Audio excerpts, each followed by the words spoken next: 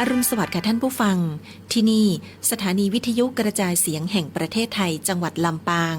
สถานีเพื่อบริการข้อมูลข่าวสารหน่วยงานภาครัฐและท้องถิ่นที่เชื่อถือได้ถูกต้องรวดเร็วพร้อมพัฒนาคุณภาพชีวิตประชาชนชาวลำปางให้ดีขึ้นอย่างยั่งยืนทำการส่งกระจายเสียงในระบบ FM ความถี่ 97 เมกะเฮิรตซ์จากอาคารห้องส่งเลขที่ 420 ถนนพหลโยธิน ตำบลหัวเวียง อำเภอเมือง จังหวัดลำปาง ตั้งแต่เวลา 5 นาฬิกาถึง 24 นาฬิกา เป็นประจำทุกวัน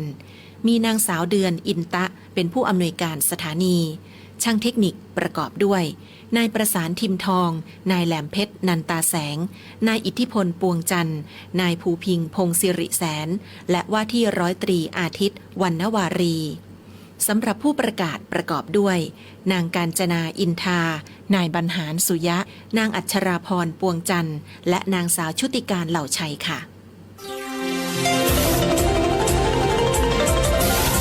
วิทยุแห่งประเทศไทยให้ความรู้คู่ความสุข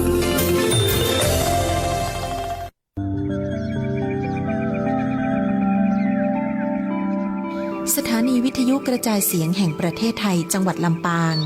FM 97 เมกะเฮิรตซ์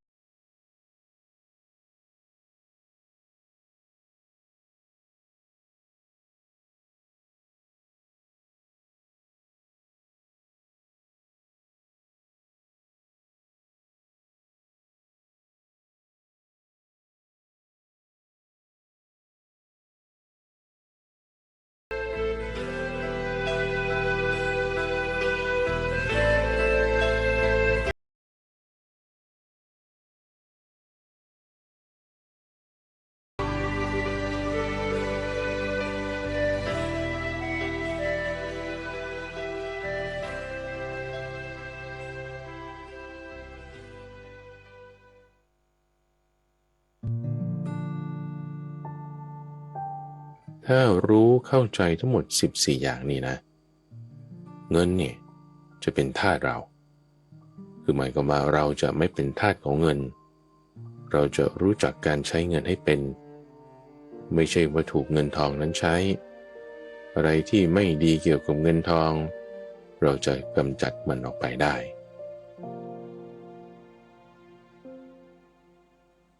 ยินดีต้อนรับสู่สถานีวิทยุกระจายเสียงแห่งประเทศไทยด้วยรายการธรรมรับอรุณ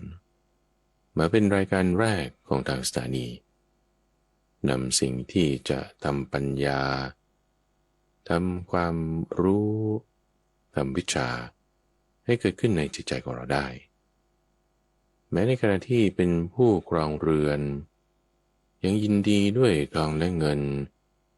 มีญาติพี่น้องเพื่อนฝูงอะไรต่างๆมากมายคือเราจะเปรียบเทียบตัวฟังก็เปรียบเทียบกับนักบวชอย่างนี้เป็นผู้ที่หลีกออกจากเรือนไม่ยินดีด้วยทองและเงินอยู่สันโดษญาติพี่น้องเพื่อนฝูงพ่อแม่อะไรต่างๆเหล่านี้ก็ละออกมาอยู่แยกเป็นส่วนเอาไว้ก็อยู่ด้วยกันกับส่วนนักบวชที่แยกเป็นสองส่วนนั้นเพราะว่าวิธีการดำเนินชีวิตนั้นแตกต่างกันธรรมะในบางเรื่องบางส่วนก็จึงต้องมีความแตกต่างกันในส่วนของผู้ครองเรือนที่ยังต้องยุ่งเกี่ยวกับเงินทองญาติพี่น้องเพื่อนฝูงการงานนั่นนี่ก็ต้องมีธรรมะส่วนที่นำมาปรับใช้งานจึงในทุกวันจันทร์ผู้ฟังเราอยู่ในรายการสมการชีวิตเป็นช่วงเวลาที่เราจะมาปรับดูซิว่าในเงื่อนไขการดำเนินชีวิตเกี่ยวเนื่องด้วยคนด้วยของด้วยเงินด้วยสถานที่ต่างๆเนี่ยมันจะไม่เป็นเงื่อนเป็นปมไหมถ้าเป็นเงื่อนเป็นปมเราจะคลายปมปรับตัวแปรแก้สมการต่างๆเหล่านี้อย่างไรให้ชีวิตของเรานั้นอย่างน้อยมันก็ยังมีความสุขในใจได้บ้างนะเรื่องราวภายนอกมันไหนก็จะเป็นไปมีโควิดบ้างมีอากาศแล้งบ้างน้ำท่วมบ้างแต่ว่าในใจของเราจะทำยังไงให้เกิดความผาสุกขึ้นได้ในใจนั้นจึงต้องมีธรรมะ ทุกวันจันทร์เป็นช่วงของสมการชีวิตนี้รายการเราก็จะแบ่งเป็น2ช่วงเวลาคุณผู้ฟังในช่วงแรกนั้นจะเป็นช่วงเห็นทางธรรมเป็นช่วงเวลาที่ข้าพเจ้าจะนำเคสของผู้ปฏิบัติธรรมบ้างของใครต่างๆบ้างหรือของคนที่เขียนมาแบ่งปันกันบ้างที่แสดงให้เห็นถึงความที่ว่าถ้าในชีวิตของเรามีธรรมะแล้วเดินมาตามทางแล้วอย่างน้อยมันก็มีความสบายใจได้ไปดีกว่านั้นสถานการณ์ภายนอกเรื่องการเงินการงานครอบครัวความสัมพันธ์มันก็คลี่คลายได้ด้วยส่วนในช่วงที่2เป็นช่วงของปรับตัวแปรแก้สมการที่วันนี้ข้าพเจ้าจะนำประเด็นเรื่องของการเงินมาเพิ่มเติมให้ครบถ้วนได้ข้อมูลใหม่ๆเพิ่มเติมมาก็นำมาแบ่งปันกับท่านผู้ฟังในช่วงของปรับตัวแปรแก้สมการเราจะใช้เงินอย่างไรไม่ให้เงินนั้นมาเป็นนายเหนือหัวเราจะทำความเข้าใจเรื่องการเงินอย่างไรเพื่อที่จะใช้เงินนั้นให้เป็นมาถึงในช่วงแรกก่อนผู้ฟังคือช่วงของเห็นทางธรรมเป็นเรื่องราวที่เกี่ยวกับการเงินการงานของท่านผู้ฟังท่านหนึ่งเหตุการณ์นี้เกิดเมื่อปี2560ในตอนนั้นผู้ประกอบการผู้นี้ท่านผู้ฟังก็มีสถานะทางการเงินที่ค่อนข้างจะฝืดเคืองนิดนึงคือมันจะค่อนข้างตึงๆนิดนึงสถานการณ์เศรษฐกิจในสมัยนั้นแล้วก็เรื่องเหตุการณ์อะไรต่างๆประเด็นของเรื่องราวตรงนี้ก็คือว่าในบางครั้งบางคราวคนที่มีธรรมะเนี่ยนะมันก็มีเรื่องเหมือนกับปาฏิหาริย์เกิดขึ้นเป็นเรื่องความโชคดีหรืออะไรสักอย่างใดอย่างหนึ่งก็ไม่รู้ล่ะแต่มันเกิดขึ้นมาแล้วกรณีของเหตุการณ์นี้ก็คือเรื่องการสร้างไบค์เลนที่รอบสนามบินสุวรรณภูมิในช่วงปี60ที่ผ่านมาคือเขาทำเรียบร้อยแล้วล่ะแล้วก็จะทำส่วนที่เป็นหลังคาเพิ่มเติมเขาก็มีผู้รับเหมาอะไรต่างกันเรียบร้อยแล้วล่ะงานนี้เขาลงตกล่องปล่องชิ้นกันเรียบร้อยแล้วผู้รับเหมารายใหม่เข้าไปนี้เขาก็ไม่ได้คือเขาเลือกคนอื่นไปแล้วเหมือนกับว่าทุกอย่างมันลงตัวเรียบร้อยแล้วผู้ประกอบการคนใหม่นี้เขาก็ไม่ได้งาน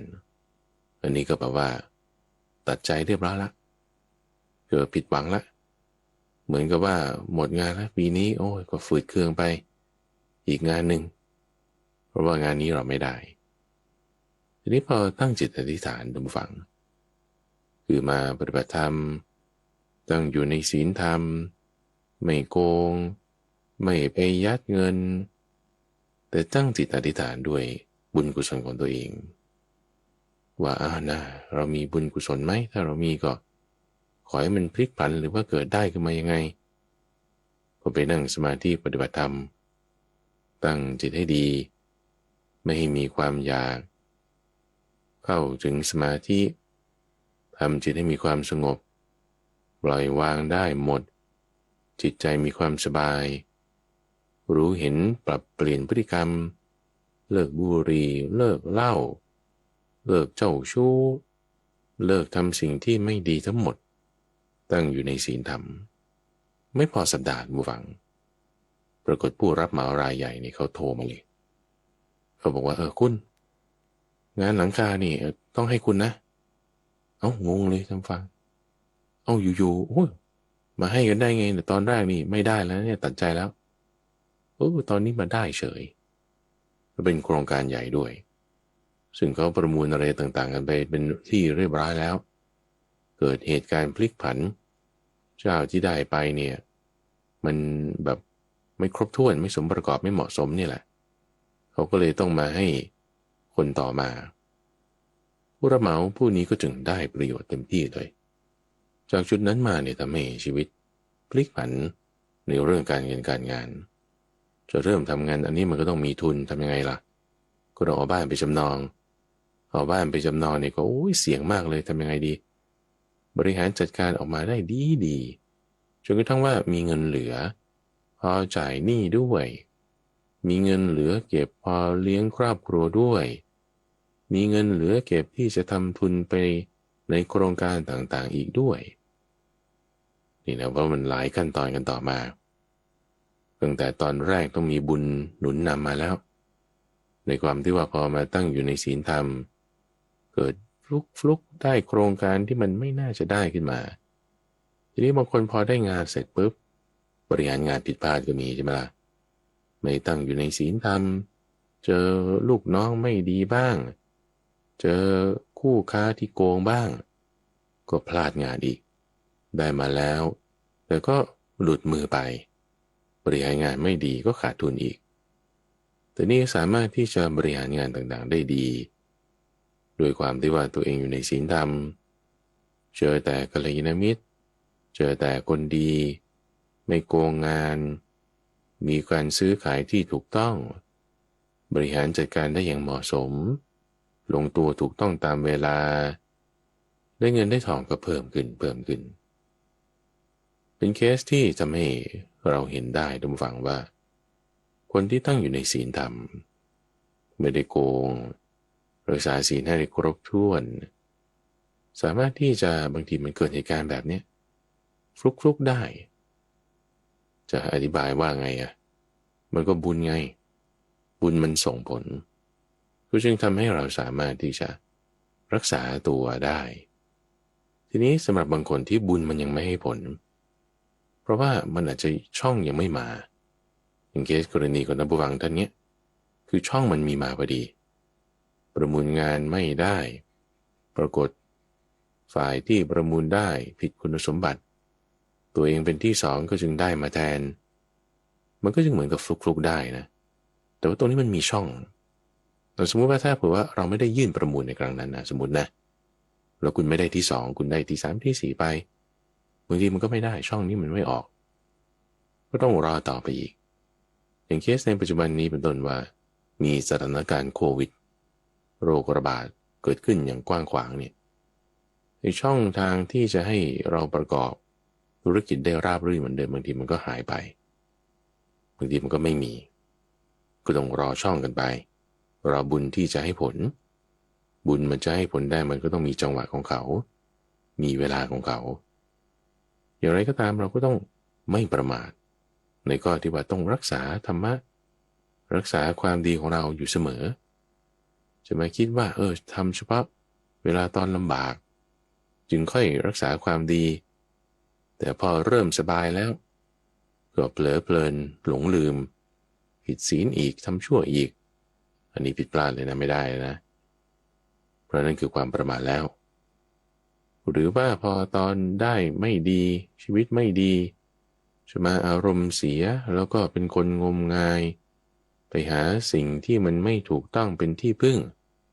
อันนั้นก็เป๋ไปเรื่องมาอีกได้เป็นครั้งเป็นคราวพอชีวิตดีๆแล้วถึงจะค่อยไปแบบปฏิบัติธรรมจะค่อยไปแบบรักษาศีลให้มันดีเต็มที่มันก็พลาดไปคือเราจะต้องรักษาให้ดีอย่างต่อเนื่องตลอดเวลาช่องหรือว่าสถานการณ์มันพลิกผันไปยังไงบางทีมันอาจจะเกิดได้ขึ้นมาก็ต้องตามจังหวะตามโอกาสแต่เราจะต้องเป็นผู้ที่ไม่ประมาทในธรรมะเลยทีเดียวแม้ว่าจะมีความสุข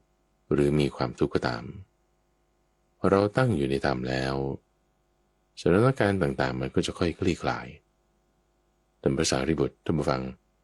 จึงเคยเตือนบอกเอาไว้ว่าความดีเนี่ยมันมีอยู่4ส่วนนะจากการที่มีเงินทองนี่คืออันดับแรกเนี่ยต้องหามาโดยธรรมพอหามาโดยธรรมนี่คือความดีส่วนที่1ดีขึ้นไปชั้นที่2ต้องรู้จักใช้จ่ายด้วยบางคนหาได้มาในขี้เหนียวที่สุดเลยไม่ยอมใช้กลัวเงินหมดเอาในข้อที่2ดีขึ้นมาอีกก็ต้องรู้จักใช้มันเป็นประโยชน์เป็นความดีได้ใช้เนี่ยก็ใช้เองด้วยใช้ทำบุญด้วยต้องรู้จักใช้จ่ายให้มีความเหมาะสมในทั้ง4หน้าที่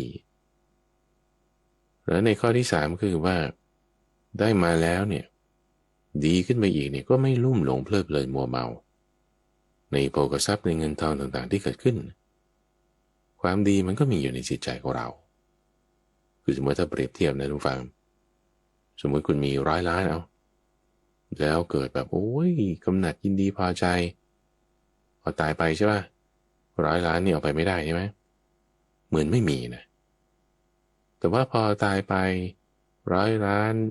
เอาไปไม่ได้มีก็เหมือนไม่มีแถมยังได้ความเศร้าหมองไปอีกเพราะได้ความเศร้าหมองจากการที่คุณไปติดยึดในทรัพย์นั้นโอ้ยอย่างนี้ขาดทุนไงขาดทุนตรงที่ว่างั้นไม่มีซะดีกว่าเพราะว่าถ้ามีแล้วเกิดกำหนัดยินดีพอใจได้ความชั่วได้ความลุ่มหลงไปไม่มียังจะดีสักกว่า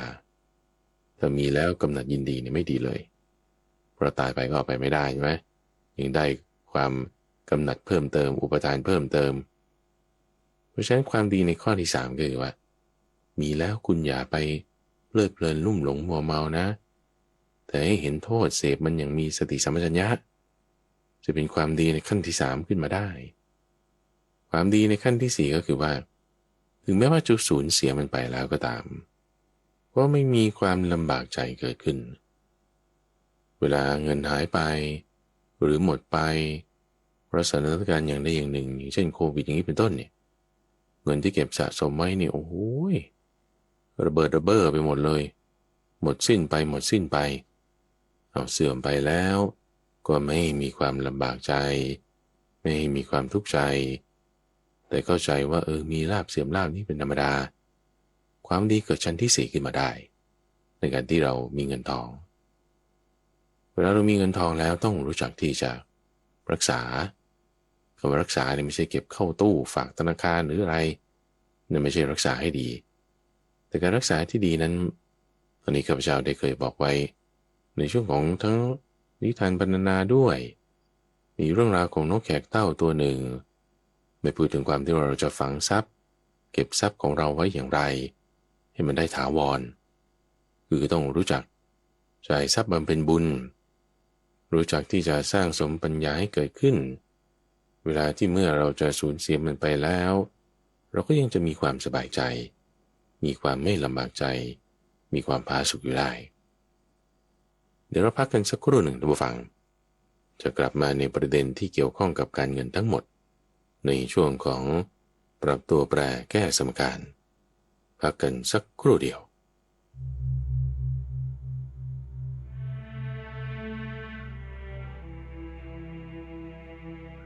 พุทธภาษิตเรื่องนาคคือผู้ประเสริฐพบกับช้างมาในคุตตกนิกายนาคสูตรข้อที่99เอตังนาคสะนาเกนะอีสาทันตัสสะอทิโนสเมติจิตตังจิตเตนะยังเอโกรมติวเนแปลว่าจิตของพญาช้างผู้มีงางามดุจงอนรถนั้นย่อมเสมอกับจิตของพระพุทธเจ้าเพราะอยู่ผู้เดียวยินดีในป่าเหมือนกันก็ความเป็นมาแห่งพุทธภาษิตนี้พระพุทธเจ้าทรงเปล่งอุทานนี้หลังจากทรงปลีกพระองค์ออกจากหมู่ภิกษุชาวโกสัมพีผู้ทะเลาะกันเสด็จเข้าไปประทับอยู่ที่ควงไม้รังในราป่ารักขิตวันเขตป่าปาลิเลยกะขณะนั้นพญาช้างตัวหนึ่งเบื่อการคลุกคลีจึงหลีกออกจากหมู่เข้าไปยังป่านั้นแล้วปฏิบัติพระพุทธเจ้าด้วยการปรับพื้นที่และใช้งวงตักน้ำดื่มน้ำใช้เข้าไปถวายเป็นต้นพระพุทธเจ้าทรงทราบเหตุที่ละออกจากหมู่ของพระองค์และพระยาช้างแล้วจึงทรงเปล่งอุทานภาษิตนี้ก็พระยาช้างมีจิตเสมอกับพระองค์ตรงที่หลีกออกจากความคลุกคลีมายินดีในความสงัดเหมือนกันประสูตรนี้เรียกพระพุทธเจ้าและช้างว่านาคเรายังอยู่กับรายการสมการชีวิตในช่วงของปรับตัวแปรแก้สมการในสัปดาห์นี้ข้าพเจ้านำเรื่องราวเกี่ยวกับโภคทรัพย์คือเงินทองจากที่ข้าพเจ้าได้เคยพูดถึงเรื่องของบุคคลที่มี3 ตาพ พ่อค้าหรือว่าผู้ประกอบการที่ควรจะต้องมีการจัดการงานอย่างไรแล้วก็ประกอบกับในช่วงของใต้ร่มโพธิบทที่ข้าพเจ้าก็เคยนำเรื่องของผู้บริโภคกามที่มีอยู่ทั้งหมด10ลักษณะมาอธิบายเปรียบเทียบกับผู้ที่ออกจากเรือนเป็นบรรพชิตแล้ววันนี้ก็จึงต้องการจะรวบรวมเรื่องราวเกี่ยวกับเงินทองทั้งหมดนี้ให้ครบถ้วนไปเลยโดยข้อมูลนี้ข้าพเจ้าก็ได้นำมาจากของมูลนิธิอุทยานธรรมที่ท่านได้ทำการรวบรวมเนื้อหาที่เป็นพระสูตรมาจากในพระไตรปิฎกว่าพระพุทธเจ้านี่ท่านได้ตรัสบอกเรื่องของโภคสมบัติไว้ตรงจุดไหนบ้างรวบรวมมารู้สึกว่านี่มันครบถ้วนเรียบร้อยมากก็จึงนำข้อมูลที่รวบรวมโดยมูลนิธินี้มาแบ่งปันให้ท่านผู้ฟังทราบในสัปดาห์นี้ช่วงของปรับตัวแปรแก้สถานการณ์โดยมีเรื่องราวพระสูตรที่พระพุทธเจ้าบอกเอาไว้เกี่ยวกับการเงินการทองทั้งหมดเนี่ยที่เกี่ยวข้องอยู่ทั้งหมด14อย่างด้วยกันวันนี้เราจะไล่เรียงกันไปทุกอย่างเลยว่าถ้าท่านผู้ฟังยังต้องครองเรือนยินดีด้วยทองและเงินถ้ารู้เข้าใจทั้งหมด14อย่างนี้นะเงินเนี่ยจะเป็นทาสเราคือหมายความว่าเราจะไม่เป็นทาสของเงินเราจะรู้จักการใช้เงินให้เป็นไม่ใช่ว่าถูกเงินทองนั้นใช้ไม่ตกอยู่ในอำนาจความโลภไม่เป็นผีพนันอะไรที่ไม่ดีเกี่ยวกับเงินทองเราจะกำจัดมันออกไปได้เรามาไล่กันไปเลยท่านผู้ฟังเวลาเรามีน้อย14ข้อนั้นมีอะไรบ้างเราหัวข้อซะก่อนนะเรื่องอาหารของโภคทรัพย์คุณจะทำไงให้โภคทรัพย์นี่มันมีมากขึ้นอาหารก็บอกไว้2ในเรื่องการบริหารจัดการทรัพย์ว่าจะทำยังไงจัดการทรัพย์ในปัจจุบันเนี่ย4อย่างแล้วก็หน้าที่ในการจ่ายทรัพย์ก็มีอีก4อย่างในหัวข้อการบริหารธรรมะส่วนในข้อที่3นั้นก็คือถ้าเราเป็นผู้ทำงานประกอบการอาจจะเป็นมนุษย์เงินเดือนหรือเป็นเจ้าของเองหรือเป็นฟรีแลนซ์หรือรับงานไซด์ไลน์อะไรต่างๆก็ตามคุณจะต้องมีองค์ของความเป็นผู้ประกอบการอยู่เนี่ย3อย่างแบ่งเป็น2นัยยะแรกเป็นเรื่องของเวลาในการทำต้องสม่ำเสมอนัยยะที่2นี่ต้องมี3ตาที่เห็นโภคทรัพย์ตาที่จะรู้จักตั้งอยู่ในธรรมแล้วก็มีตาอื่นๆด้วยนั่นคือข้อที่3และข้อที่4หัวข้อที่5ก็ได้พูดถึงทางเสื่อมแห่งโภคทรัพย์6ทางหัวข้อที่6คือทางเจริญกับทางเสื่อมเปรียบไว้เหมือนกับการเปิดทางน้ำเข้าปิดทางน้ำออกให้น้ำในบึงนั้นมันเต็มขึ้นมีขึ้นได้แต่ไม่ก็จะเป็นเรื่องของตระกูลที่มีความมั่นคงตระกูลไหนจะมีความมั่นคงสืบเนื่องต่อไปได้หรือไม่ได้อย่างไรก็จะมีคุณสมบัติมีรายละเอียดอยู่4อย่างส่วนข้อที่8นั้นได้พูดถึงโทษแล้วก็อานิสงส์โทษ5อย่างของการมีโภคทรัพย์มีโทษอยู่นะอานิสงส์5อย่างก็มีเหมือนกันทำความเข้าใจในโทษก็ระวังมันทำความเข้าใจในอานิสงส์ก็สามารถใช้มันได้แต่มาในข้อที่9ก็คือประโยชน์ที่จะพึงถือเอาจากการมีโภคทรัพย์มีประโยชน์อย่างไรข้อที่10นั้นเป็นการใช้จ่ายอย่างไรถึงจะสมควรเหมาะสมก็มีอยู่4หน้าที่แล้วถ้าใช้อย่างไม่สมควรทรัพย์มันก็จะหมดสิ้นไปสูญเปล่าไปเฉยๆในข้อที่11ข้อที่12ก็เตือนไว้ถึงความเป็นผู้ประมาทในการมีทรัพย์มากถ้าประมาทก็จะถึงความเลวทรามมีวิบากที่ไม่ดีทั้งที่มีเงินทองมันน่าจะดีแต่ประมาทแล้วกลับกลายเป็นเลวทรามไม่ดีส่วนข้อถัดมาก็คือว่าถ้าเราไม่มีปัญญาในการที่จะรู้จักโภคทรัพย์นั้นโภคทรัพย์นั่นแหละจะฆ่าคน3ปัญญาส่วนข้อที่ คือเรื่องของผู้บริโภคกาม10ประการโดยแบ่งตามสถานะที่ควรติเตียนหรือสถานะที่ควรยกย่องดูจากเงื่อนไขการหาทรัพย์ดูจากเงื่อนไขการที่ต้องใช้จ่ายทรัพย์ในธรรมะทั้งหมด14ประการนี้คนที่ครองเรือนอยู่ยินดีเงินทองอยู่ต้องเกี่ยวเนื่องด้วยโภคทรัพย์เนี่ยต้องทราบเอาไว้เลยเราไล่ไปทีละข้อทุกฝังในข้อแรกท่านอธิบายถึงอาหารของโภคทรัพย์นั่นคือความไม่เกียจคร้านนั่นเองนั่นคือความเพียรนั่นเองถ้ามีความเกียจคร้านไม่ขยันอันนี้เป็นอันตรายแก่โภคทรัพย์ถ้าไม่เกียจคร้านมีความขยันหมั่นเพียรอันนี้เป็นอาหารของโภคทรัพย์อีกเซนนะท่านฟังอันนี้มันก็คอมมอนเซนส์บางคนอาจจะคิดว่าโอ้เช่นขยันเท่าไหร่ก็ตามทำไมมันยังไม่มีมากสักทีนึงเอาขยันนี่ก็เป็นอาหารส่วนหนึ่งมีอาหารแล้วมันอาจจะโตหรือไม่โตดูเปรียบเทียบคนที่เขามีโภคทรัพย์อยู่แล้วเขาขี้เกียจความขี้เกียจนั้นมันก็เป็นอันตรายแก่โภคทรัพย์แต่โภคทรัพย์มันอาจจะยังไม่ได้หายไปเลยทันทีมันก็ค่อยสะสม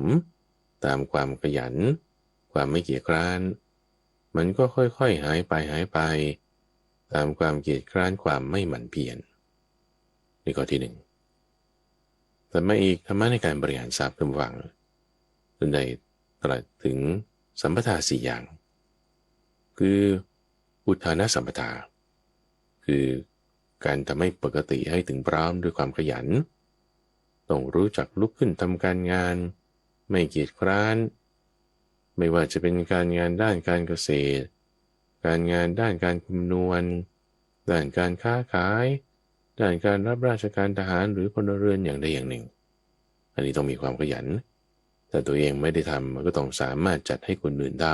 ำเป็นงานระดับบริหารก็ได้เป็นงานระดับปฏิบัติการก็ได้ถัดมาต้องรู้จักถึงความรักษาถึงพร้อมด้วยการรักษาทรัพย์เหล่านั้นรักษาไว้สำหรับใช้จ่ายในยามฉุกเฉินนี่ก็ส่วนหนึ่งรักษาไว้ในการเปลี่ยนเป็นรูปแบบของสินทรัพย์อื่นๆต่างๆก็ส่วนหนึ่งคำว่ารักษาเนี่ยหมายถึงการลงทุนด้วยหมายถึงการเก็บหอมรอมริบด้วยธรรมะ4ประการที่จะเป็นประโยชน์กับโภคทรัพย์ในข้อที่3ก็คือความมีกัลยาณมิตรมีเพื่อนดีมีเพื่อนดีต้องดูยังไงก็ดูที่ศรัทธาศีลจาคะแล้วก็ปัญญาของเขาถ้าเขามีศรัทธาศีลจาคะปัญญาโอ้นั่นเป็นคนดีเลยคบไว้เลย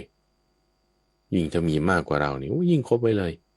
เขาไล่หนีเขาไม่อยากคบกับเรายิ่งตามคบเลยนี่มันจะเป็นเหตุประโยชน์เกื้อกูลเกี่ยวกับเรื่องโภคทรัพย์ในปัจจุบันนะคือเราคบคนที่มีศรัทธาศีลจาคะปัญญาเนี่ยคือเราไม่ได้หวังเอาโภคทรัพย์เข้าใจไหมแต่หวังเอาความดีหวังเอาศรัทธาศีลจาคะปัญญาจากเขาแบ่งปันมาให้เราไม่ใช่ว่าศีลมันจะปาดแล้วก็ให้กันได้หยิบเป็นก้อนให้ได้จาคะปัญญาเนี่ยศรัทธาด้วยมันไม่ใช่เป็นก้อนแบบนั้นแต่หวังจะเอาเนี่ยก็คือว่าหวังให้เราเนี่ยได้มีคุณธรรม4ข้อนี้บ้างนะเพราะมันจะไปเกี่ยวข้องกันกับการที่จะให้เงินทองต่างๆเนี่ยมันออกผลมาอย่างเคสของช่วงเห็นทางธรรมที่ได้ยกขึ้นตอนแรกเนี่ยบางที่มันฟลุกๆเกิดขึ้นมีมาเราก็ไม่แบบมันน่าสัจจันเหมือนกันนะว่ามันได้มาได้ยังไงนี่แหละบุญมันส่งผลไงท่านผู้ฟังถ้าคุณไม่มีศีลไม่มีศรัทธาไม่มีจาคะไม่มีปัญญาดูดิในช่องทางนี้มันออกไม่ได้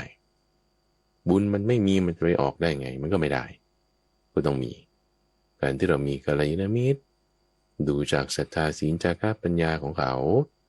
เราคบหาไว้ทำการปฏิบัติไปอันนี้จะทำให้เป็นการบริหารโภคทรัพย์ให้ถูกต้องได้ในข้อที่3ส่วนข้อที่4นั้นคือต้องมีสัมมชีวิตาท่านผู้ฟังสัมมชีวิตานั้นก็คือการที่รู้จักใช้จ่ายทรัพย์ต้องมีความบาลานซ์ต้องมีความเหมาะสมต้องมีความสมดุลในรายรับและรายจ่ายรายรับต้องท่วมรายจ่ายรายจ่ายอย่าให้ท่วมรายรับเป็นเปรียบไว้เหมือนคนกินผลมะเดื่อ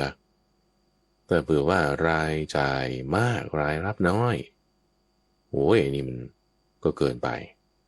คนจะไปกินมะเดื่อไม่กี่ลูกอ่ะคนหนึ่งมันก็กินได้แค่อิ่มหนึ่งใช่ไหมแต่เวลาจะไปเก็บเนี่ยคุณต้องเขย่าต้นมันไงต้นมะเดื่อเนี่ยเขย่ามาเสร็จปุ๊บมันก็ร่วงมาหมดเลยโอ้ลูกมะเดื่อเยอะแยะไปหมดเลยกินก็กินไม่หมดอันนี้สุรุ่ยสุร่ายหรือว่าถ้ากลับกันรายได้มากแต่ว่าใช้จ่ายแบบโอ้ยกระเบียดกระเสียดขี้เหนียวยังเรียกพี่โอ้ยนี่ก็จะถูกเขาติเตียนอีกว่าโอ้จะตายอดตายอยากอย่างคนอนาถาอันนี้ก็เกินไปแต่ต้องรู้จักรายรับรู้จักรายจ่ายให้เหมาะสมไม่ฟุ่มเฟือยนักไม่ฝืดเคืองนักอันนี้จะเป็นธรรมะในการบริหารจัดแจงจ่ายรับทรัพย์ให้ได้อย่างถูกต้องในข้อที่2ต่อมาในประการที่3และประการที่4อันนี้ได้ตรัสถึงพ่อค้าหรือแม่ค้าพ่อค้าแม่ค้าขายของออนไลน์ออฟไลน์หรือคนที่ประกอบการผู้ประกอบการทำธุรกิจของตัวเองจะเป็นงานฟรีแลนซ์จะเป็นงานบริษัทหรือว่าแม้แต่พนักงานเงินเดือนก็ตามเอาคุณต้องทรงอยู่ในธรรมมีองค์ประกอบ3เวลาคือในการที่ว่าจะทำการงานอย่างดีที่สุดในเวลาเช้ากลางวันแล้วก็เย็นทำการงานอย่างเอื้อเฟื้ออย่างดีที่สุดถ้าเผื่อว่าไม่ทำเช้ากลางวันหรือเย็นโอ้ยอันนี้มันก็แย่แล้วการเงินการงานมันก็จะฝืดเคืองเอาพยายามทำเช้ากลางวันเย็นมันทำได้ไหมมันทำยังไงตอนนี้มันยังไม่ได้ต้องคิดต้องเปลี่ยนแปลงต้องแก้ไขต้องปรับปรุงเพราะว่าถ้าเรายังไม่ได้เช้ากลางวันเย็นเนี่ยยังแสดงว่ามีช่องให้พัฒนาได้อยู่นี่คือประเด็นสำคัญบางคนอาจจะฉันทำงานเฉพาะเวลาเย็นตอนเช้ากับตอนเที่ยงไม่ได้ทำเพราะอะไรเพราะว่ามันก็แหมคนลูกค้ายังไม่มานั่นนี่โน่นอะไรเงี้ยนะมันมีเรื่องเยอะใช่ไหมแสดงว่ามีช่องให้ปรับปรุงได้อยู่อาจจะเปลี่ยนแปลงรูปแบบการขายตอนเช้าขายออนไลน์ตอนเย็นขายออฟไลน์หรือว่าตอนเช้าไปที่ตลาดแห่งหนึ่งตอนเย็นจัดมาทำงานอีกแบบหนึ่งอย่างนี้มีจุดให้ปรับปรุงได้เสมอท่านผู้ฟังการงานของเรานั่นคือในข้อที่3เรื่องของพ่อค้าที่ต้องบริหาร3เวลาส่วนข้อที่4นั่นต้องเป็นเรื่องของพ่อค้าที่ต้องมีตาดีอยู่3ตาคือตาที่จะเห็นได้ว่าสิ่งของนี้มันจะขายได้ไหมซื้อมาเท่าไหร่ขายไปเท่าไหร่จะได้กำไรเท่าไหร่หรือขาดทุนยังไงอันนี้คุณต้องมีตาดีอันที่1ตาดีอันที่2เนี่ยต้องรู้จักว่ามีธุระดีมีธุระดีก็คือฉลาดในการซื้อขายสิ่งที่ตนจะพึงซื้อขายได้แล้วก็ที่3นั้นก็จะต้องถึงพร้อมด้วยบุคคลที่พอจะเป็นที่พึ่งได้นั่นคือเรื่องของพ่อค้าที่ต้องมี3ตาถัดมาอีกต้องฟังเป็นเรื่องของทางเสื่อมแห่งโภคทรัพย์แล้วก็ทางเจริญแห่งโภคทรัพย์ในข้อที่5แล้วก็ข้อที่6พระสูตรที่ให้ไว้ในข้อนี้ก็ได้ตรัสไว้กับนายสิงคาลกะได้ตรัสถึงอบายมุขคือทางเสื่อมแห่งโภคทรัพย์มุขนี่ก็คือทางใช่ไหมเป็นปากทางไปสู่อบายอบายมุขปากทางแห่งความเสื่อมนั่นคือในข้อแรกการดื่มน้ำเมาคือสุราและเมรัยข้อที่2การเที่ยวไปตามตรอกซอกซอยในเวลากลางคืนข้อที่3คือการพนันข้อที่4คือการคบคนชั่วเป็นมิตรข้อที่5คือความเกียจคร้านและข้อที่6นั้นคือการเที่ยวดูมหรสพการแสดงต่างๆนั่นนี่เหล่านี้เป็นทางเสื่อมแห่งโภคทรัพย์เห็นไหมว่ามันจะเป็นเรื่องใช้เงินทั้งหมดเลยซึ่งแน่นอนว่าเดี๋ยวจะพูดถึงเรื่องวิธีการใช้เงินอย่างไรให้ถูกต้องแต่วิธีการใช้เงินที่ผิดก่อนก็คือว่าถ้าเราคิดว่าเราจะเลี้ยงตัวให้เหมาะสมบริหารการใช้จ่ายของตัวเราเองก็ต้องมีงบเอนเตอร์เทนบ้างเนี่ยเอนเตอร์เทนมาอะไรดื่มเหล้าเจ้าชู้เล่นการพนัน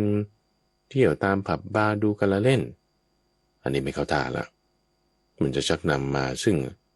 ความเสื่อมทรัพย์บ้างการก่อทะเลาะวิวาทบ้างเสียชื่อเสียงบ้างไม่รู้จักละอายบ้างถอนกำลังปัญญาบ้างคนไม่เชื่อบ้างเครดิตเสีย ก่อเวรกับเขาไม่รักษาทั้งตัวเอง ทั้งบุตรภรรยา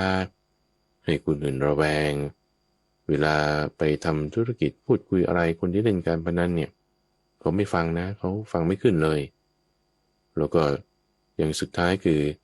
ความเป็นผู้ที่มีข้ออ้างแล้วถ้าคบคนชั่วเป็นมิตรนี่มันก็ชักชวนให้โกงซึ่งหน้าได้ชักชวนพาให้เป็นนักเลงเจ้าชู้ได้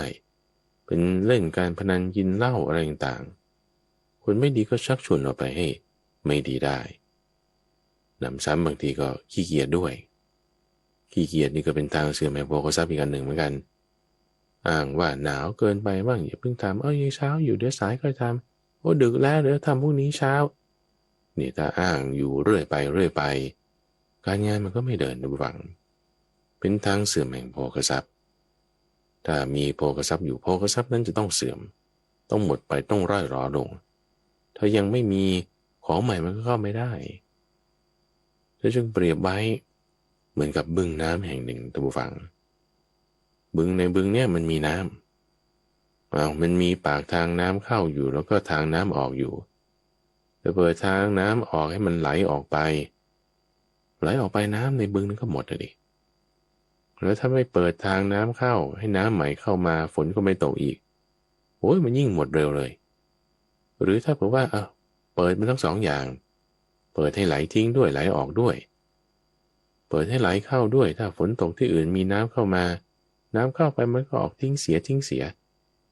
มันก็อยู่ที่ว่าอัตราไหนเข้าอัตราไหนออกมันเร็วกว่ากันนะถ้าออกเร็วกว่าเข้าน้ำก็หมดไปถ้าเข้าเร็วกว่าออกน้ำก็เพิ่มขึ้นแต่มันช้าไงมันช้าท่านจึงเปรียบเทียบไว้อย่างนี้ว่าให้ปิดทางน้ำออกเสียอย่าให้ไหลทิ้งไปเฉยเปิดทางน้ำเข้าไว้เดี๋ยวมันค่อยเต็มขึ้นตามจังหวะของมันทางน้ำเข้าน้ำออกนี่คืออะไรจึงได้พูดถึงอบายมุข4อย่างท่านผู้ฟังคืออบายมุขเนี่ยมันมี6อย่างก็มี4อย่างก็มีในที่นี้เราจึงเอามาจับใส่ไว้ด้วยกันเพื่อเปรียบเทียบให้ท่านผู้ฟังได้เห็นว่าคำสอนเกี่ยวกับในเรื่องโภคทรัพย์ของพระพุทธเจ้านี่ท่านครบถ้วนรอบคอบเรียบร้อยมากทางเสื่อมแห่งโภคทรัพย์4อย่างที่เป็นเหมือนช่องทางทิ้งก็คือเป็นนักเลงเจ้าชู้เป็นนักเลงสุรานักเลงการพนันแล้วก็มีมิตรชั่วเพื่อนชั่วสหายชั่วเพราะว่าเป็นนักเลงเนี่ยหมายถึงรู้หมดเข้าใจว่าสิ่งที่มันเล่นยังไงอย่างคนที่เล่นไม่เป็นใช่ไหมเล่นไม่เป็นอย่างเช่นว่านักเลงสุราเนี่ยเขาจะรู้แบรนด์รู้วิธีการทำรู้ปีที่ต้องหมักกี่ปีรสชาติแบบนี้นี่หมักจากข้าวแบบนี้ทำในประเทศนี้หมักมากี่ปีแต่คนทั่วไปมันก็ไม่รู้ไม่เข้าใจแล้วเนาะต้องคนที่เป็นนักเลงเท่านั้นหรือในปัจจุบันเนี่ยเขาก็ฮิตกาแฟใช่ไหมกาแฟเนี่ยต้องชงอะไรล่ะแบบดิฟหรือแบบเอ็กซ์เพรสโซ่ใช้เมล็ดแบบไหนอาราบิก้าเครื่องชงนี่ต้องใช้เวลาเท่าไหร่บิ๊กเกอร์นี่ต้องเป็นแบบไหนอุณหภูมิเท่าไหร่ถึงจะเหมาะจะรู้ป่านนั้นนี่เป็นนักเลงกาแฟแล้วคือก็จึงใช้คำนามที่ขยายความเป็นเซียนความเก่งเนี่ยเขาเรียกว่าเป็นนักเลงคือรู้จักไงการพนันนี่ก็รู้จักต้องเล่นยังไงอย่างคนเล่นหวยอย่างเงี้ยเขาซื้อหวยเนี่ยเขาก็ไม่โง่ซื้อตัวเดียวเขาต้องซื้อกลับตัวด้วยก็ต้องซื้อบนซื้อล่างด้วยถ้าทำอย่างนั้นได้เนี่ยเป็นนักเลงการพนันแล้วถ้าคิดได้แบบนั้นนะนี่คือคำว่านักเลงเนี่ยหมายถึงอย่างนี้ว่าเป็นนักเลงผู้หญิงหรือนักเลงเจ้าชู้นักเลงสุรานักเลงการพนันมีเพื่อนชั่วนี่อันนี้เป็นทางเสื่อมแห่งโภคทรัพย์แน่นอนถ้าเราปิดรูรั่วนี้ทั้งหมดปิดหมดเลยนะแล้วยังมีสัมปทา4อย่างที่ได้พูดไว้ก่อนหน้านี้ด้วยแล้วนะนี่แหละท่านผู้ฟังมันจะเป็นลักษณะที่ว่าบึงมีอยู่ปิดทางน้ำออกเปิดทางน้ำเข้าน้ำมันก็จะค่อยเพิ่มขึ้นโภคทรัพย์ของเราก็เพิ่มขึ้นได้ท่านผู้ฟังนี่คือในเรื่องทางเจริญและทางเสื่อมแห่งโภคทรัพย์6อย่างก็มี4อย่างก็มีถ้าไม่อีกท่านผู้ฟังในเรื่องของตระกูลจะได้บอกถึงว่าตระกูลที่จะ เสื่อมลงไปแล้วก็ตระกูลที่จะมีความมั่งคั่งขึ้นเจริญขึ้นตั้งมั่นอยู่ในนานเนี่ยต้องมีองค์ประกอบ4อย่างนี้ถ้าบอกว่าตระกูลใดที่ไม่แสวงหาพัสดุที่หายไปไม่ซ่อมแซมพัสดุที่คร่ำคร่าไม่รู้จักประมาณในการบริโภคแล้วก็แต่งตั้งสตรีหรือบุรุษผู้ทุศีลให้เป็นแม่เจ้าเรือนหรือพ่อเจ้าเรือนดูแลการงานต่างๆนี่ตระกูลนั้นอยู่ไม่ได้นานแน่ต้องเสื่อมไปไม่ข้อใดก็ข้อหนึ่งหรือทั้ง4ข้อนั้นส่วนตระกูลใดทำฝั่งที่ว่ารู้จักแสวงหาพัสดุที่หายไปหมายถึงทรัพย์สมบัตินี่คุณต้องรู้จักเก็บเอาไว้ใช่ไหมล่ะมันหายไปก็ต้องหาเมื่อคืนแล้วที่มีอยู่เก็บอยู่เนี่ยก็ต้องรู้จักซ่อมแซมดูแลไม่ใช่ว่าทิ้งไว้หรือไม่ก็ขายไปแล้วก็ซื้อใหม่คือ legacy หรือว่า heritage ของตระกูลเนี่ยก็จะหมดไปหายไปตระกูลที่ดีๆเนี่ยเขาจึงต้องรู้จักซ่อมแซมรักษาของเก่าของเดิมของบรรพบุรุษเนี่ยเก็บเอาไว้ดูแลไว้ให้ดีความเป็นตระกูลความเป็นวงมันก็จึงตั้งอยู่ได้นานไม่สูญสิ้นมูลรากของเราเดิมไปเราก็ต้องรู้จักประมาณในการบริโภคข้อนี้ก็คือว่าไม่สุรุ่ยสุร่ายนั่นแหละเอาสัมมชีวิตามาใส่ในข้อนี้ก็ได้แล้วเนื่องจากว่าในตระกูลที่มันใหญ่มีทรัพย์สินสมบัติอะไรต่างๆมากก็ต้องมีคนดูแลคุณดูแลนะถ้าบอกว่าคุณตั้งคนที่ไม่มีศีลธรรมมาเป็นเลขา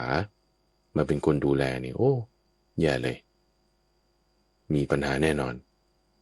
จึงต้องควรที่จะตั้งคนที่มีศีลมีความดี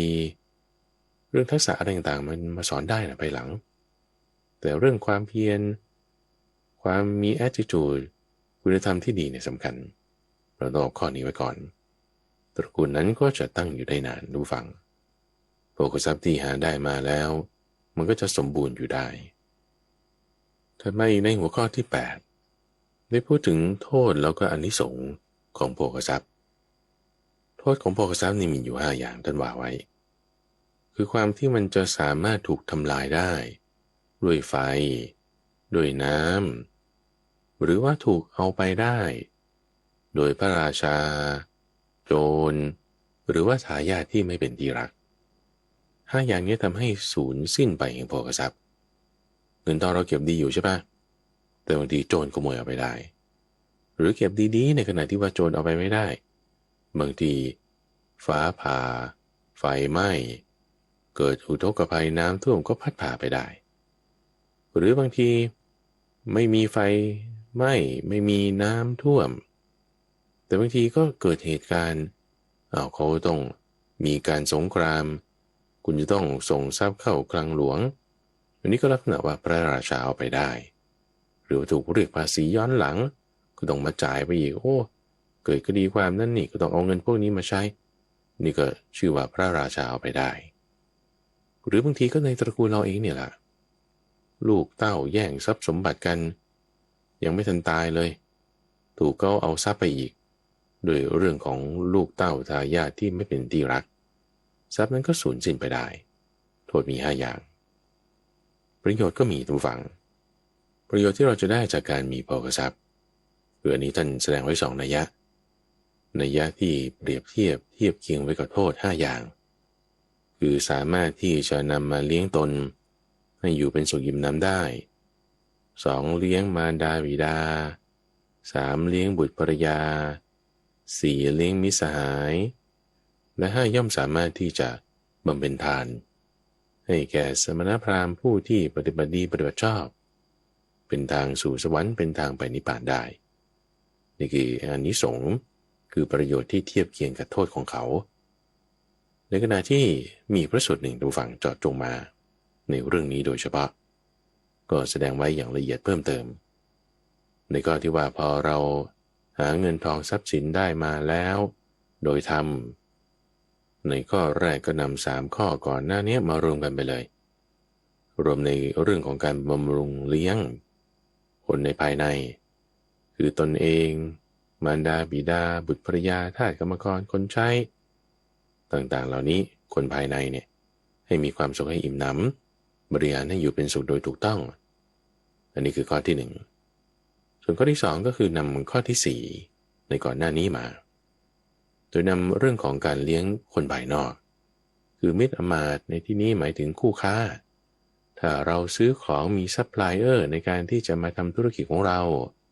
อันนี้ถือว่าเป็นคนภายนอกไม่ใช่ภายในองค์กรก็ต้องรู้จักที่จะบริหารเขาให้ได้นี่เป็นประโยชน์ที่จะได้จากการมีทรัพย์ในข้อที่สองประโยชน์ในข้อที่สามก็คือว่า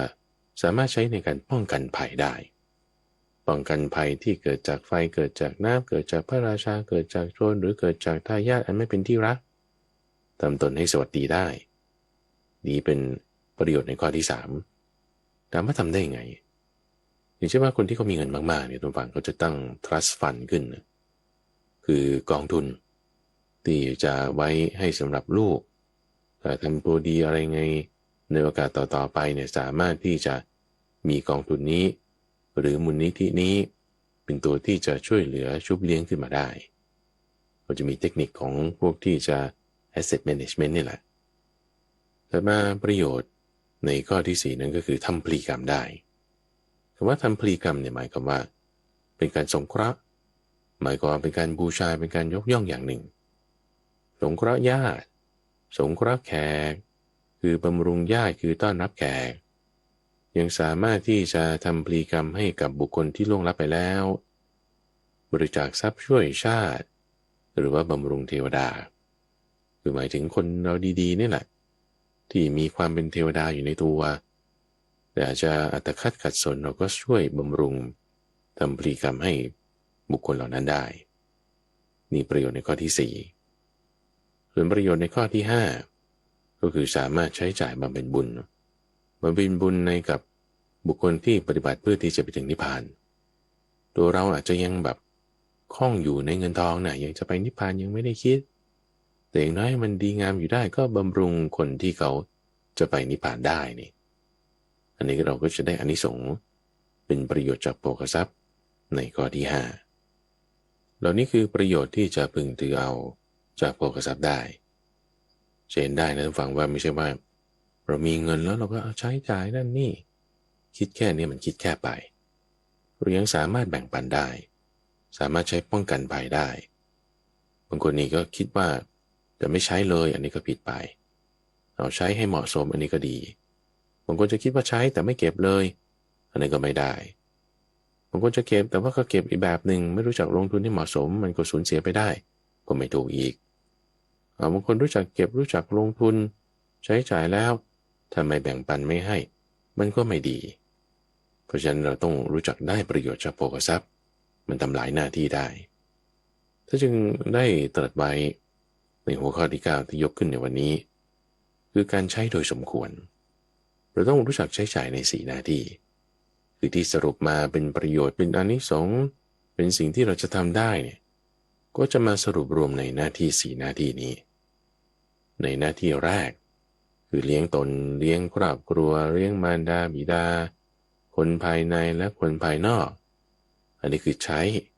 หมายถึงจ่ายออกไปส่วนข้อที่2เป็นการเก็บในรูปแบบของการรักษาหรือเก็บในรูปแบบของการลงทุนอันนี้ข้อที่2ข้อที่3นั้นเป็นการสงเคราะห์คนอื่นแบ่งปันในรูปแบบของการสงเคราะห์แล้วก็ที่4นั้นเป็นการให้ในรูปแบบที่หวังบุญการให้ในรูปแบบแรกนี่คือสงเคราะห์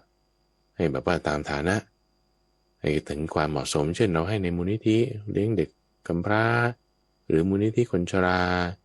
มูลนิธิช่วยคนป่วยพวกนี้อันนี้เป็นการสงเคราะห์กันส่วนการที่จะให้เกิดบุญการให้เกิดบุญนั้นต้องให้กับเนื้อนาบุญในพระศาสนา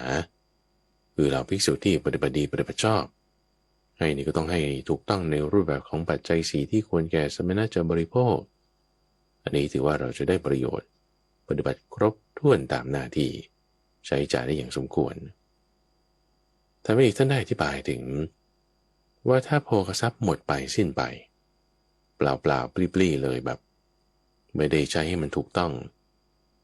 คือเคสเรื่องราวนี่มันมีมาตั้งแต่ในสมัยโบราณนะทุกฟังว่ามีทรัพย์อยู่แต่ไม่ใช้เลยขี้เหนียวมาก เสื้อผ้าก็ปะขาดรถก็เป็นรถโปรทั่งกินก็กินเศษอาหารทั้งที่ตัวเองมีความร่ำรวย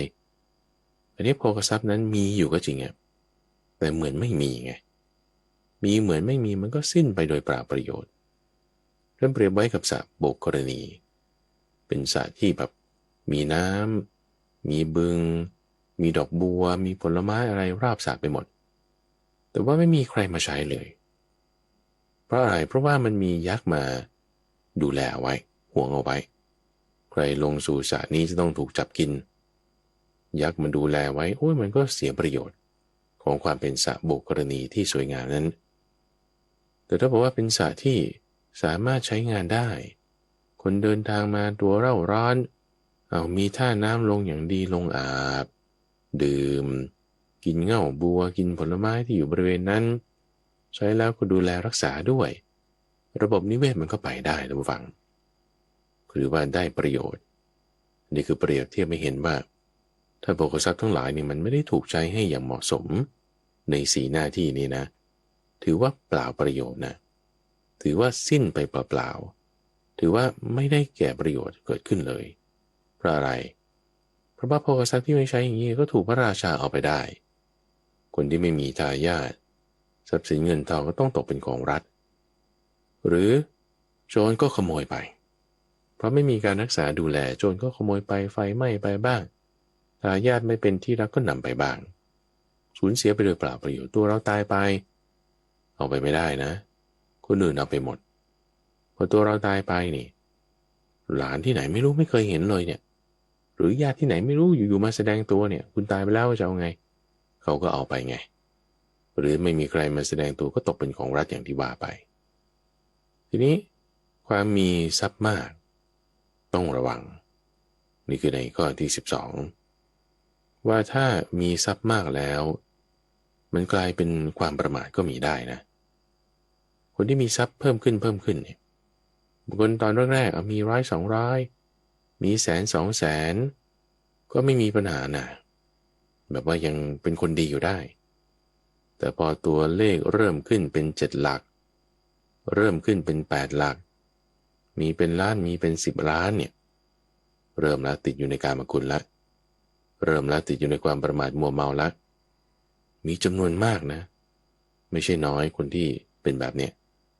พอติดอยู่ในกามติดอยู่ในความประมาทก็ประพฤติไม่ถูกต้องทำไม่ดีนี่คือถ้าพูดถึงเงินทองก็ส่วนหนึ่งยังตำแหน่งด้วยนะบางคนมีตำแหน่งเล็กๆอยู่เป็นข้าราชการธรรมดาแต่พอเริ่มมีอำนาจขึ้นมีลูกน้องมากขึ้นมีตำแหน่งใหญ่โตสูงขึ้นเฮ้ยมันเปลี่ยนไปเว้ยคนเราเปลี่ยนไปเว้ยมันเปลี่ยนได้ไงทำไมประมาทไงมัวเมาไงเมาอยู่ในเงินทองเมาอยู่ในยศนั้นก็ประพฤติผิดนี่ยังไงบ้างอย่างต่ำๆบางทียกตนฉันดีกว่าแกเก่งแกดีไม่เท่าฉันมันก็จะเริ่มประพฤติผิดต่อไปละโกงบ้างผิดศีลบ้างกันแกล้งบ้างคือพอประมาทมัวเมาแล้วประพฤติผิดเนี่ยมันตามมาไม่น้อยนะมากนะอันนี้เปรียบเทียบมากันกับสมณะก็ได้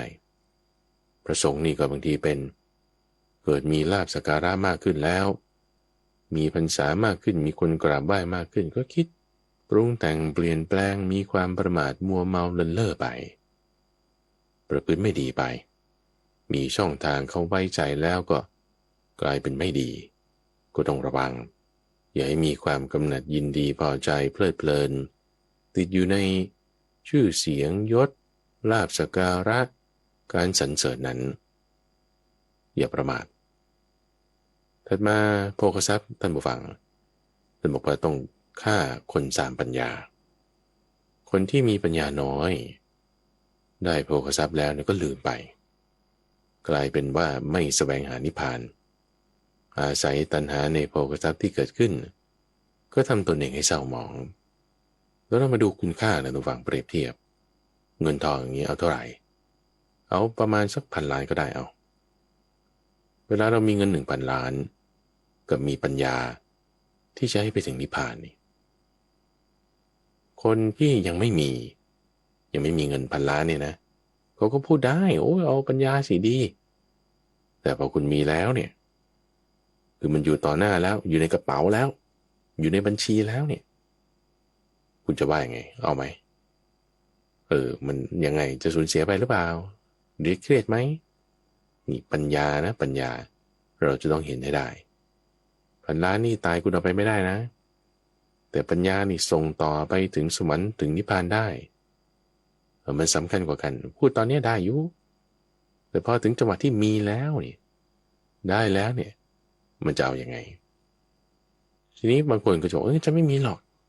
ไม่เอาปานนั้นลักษณะนี้มันก็จะเป็นการขี้เกียจหรือเปล่าเราก็ต้องพิจารณาดูเพราะว่าพอเราบอกเราไม่ทำงานเอาแค่นี้พอเนี่ย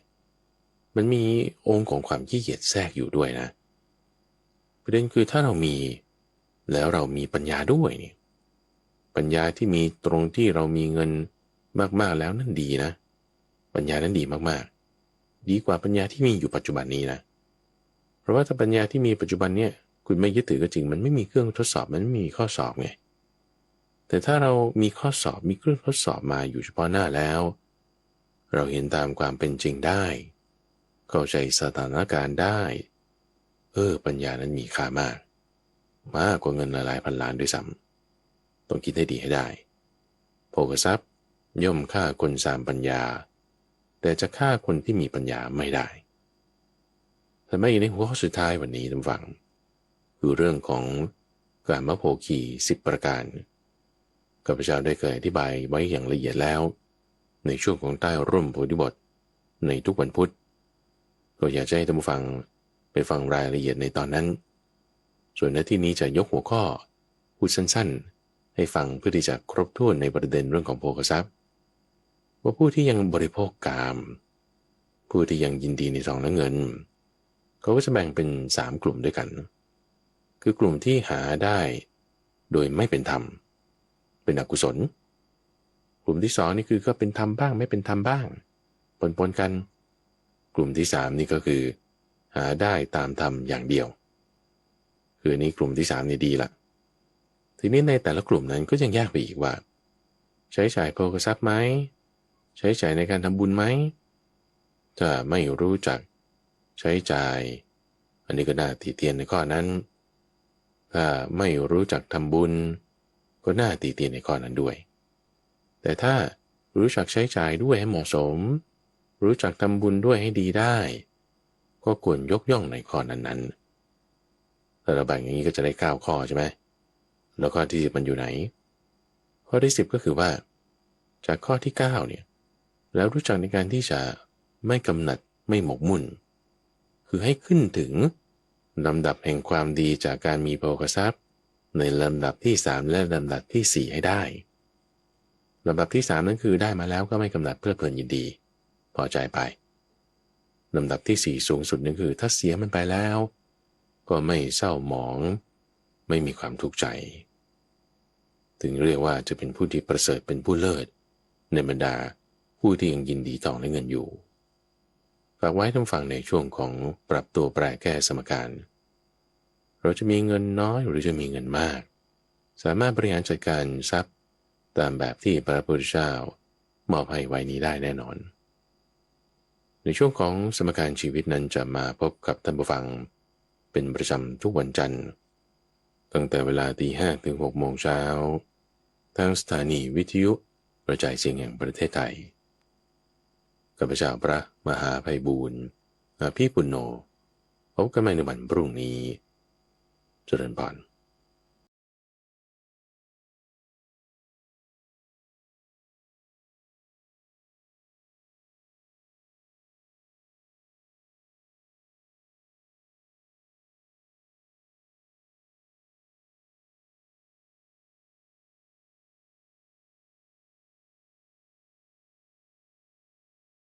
สถานีวิทยุกระจายเสียงแห่งประเทศไทยกรมประชาสัมพันธ์ FM 92.5 เมกะเฮิรตซ์และ AM 891 กิโลเฮิรตซ์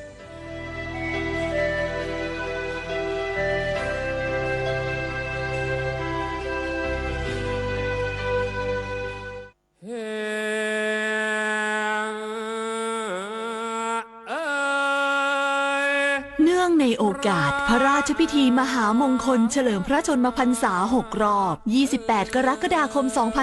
2567 ขอเชิญประชาชนเฝ้าทูลละอองธุลีพระบาทรับเสด็จและถวายพระพรชัยมงคล พระบาทสมเด็จพระเจ้าอยู่หัว และสมเด็จพระนางเจ้าพระบรมราชินี เสด็จพระราชดำเนินไปทรงบำเพ็ญพระราชกุศลถวายผ้าพระกฐิน โดยขบวนพยุหายาตราทางชลมารตลอดสองฝั่งแม่น้ำเจ้าพระยา ตั้งแต่สะพานพระราม 8 จนถึงวัดอรุณราชวราราม ในวันอาทิตย์ที่ 27 ตุลาคม 2567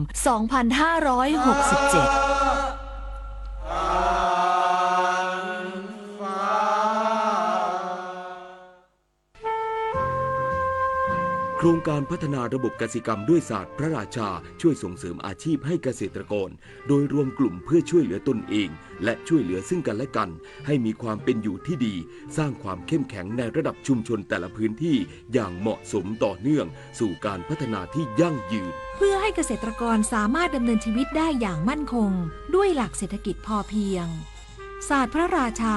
ปวงประชาเปี่ยมสุขขอบคุณ ขอโทษ ขอบคุณ ขอโทษ ขอบคุณ ขอโทษ คำที่ต้องจำให้ขึ้นใจ ท่องไว้ให้ติดปาก สร้างไมตรีมีน้ำใจให้แก่กันด้วยคำพูดดีๆ นะคะ